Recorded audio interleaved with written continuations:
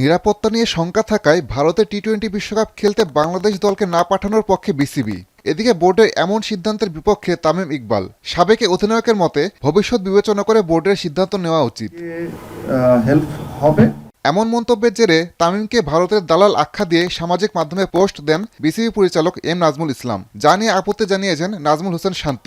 এ পরিস্থিতিতে নিজের দৃষ্টিকোণ ব্যাখ্যা করেছেন তিনি। আমি এমন একজন মানুষের সম্পর্কে এমন একটা কমেন্ট করে ফেললাম যিনি কিনা আবার আমাদের অভিভাবক। এটা আসলে গ্রহণ করাটা খুবই ডিফিকাল্ট।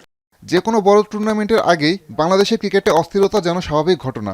সেটি মেনে নিয়েই আসন্ন বিশ্বকাপে বাংলাদেশ ভালো করবে বলে আশা প্রকাশ করেছেন শান্ত।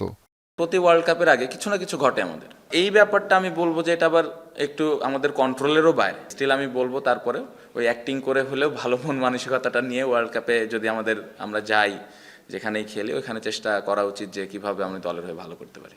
এদিকে বিশ্বকাপে ভেন্যু নিয়ে চিন্তিত নন মাহিদী হাসান। দলের জন্য যে কোনো জায়গায় খেলতে প্রস্তুত তিনি। দিন শেষে আপনার ওয়ার্ল্ড কাপের একটা জায়গায় ব্যাটসম্যানদের পারফর্ম করাটা ইম্পর্টেন্ট এবং ফর্মে থাকাটাও ইম্পর্টেন্ট। আশা করি তারা রাইট টাইমে রাইট জায়গায় জ্বলে উঠবে। অনিশ্চয়তা এটা তো আসলে ম্যানেজমেন্টের বিষয়, অফিসিয়ালদের বিষয়। এটাতে প্লেয়ারদের কোনো নাই। প্লেয়ারদের কাজ খেলা, সেটা আপনি যদি মঙ্গল গ্রহেও খেলতে পাঠান প্লেয়ার অবশ্যই যাবে খেলতে। এটা নিয়ে আমার মনে হয় না কোনো প্লেয়ার ডাউট আছে। বিপিএল চললেও সময় যত এগিয়ে আসছে বিশ্বকাপ নিয়ে ততই চিন্তা বাড়ছে বোর্ড ও ক্রিকেটারদের। চলমান অস্থিরতা পাশে রেখে মাঠের ক্রিকেটে ভালো করতে চান খেলোয়াড়রা। আসাদুজ্জামান লিটন, এখন।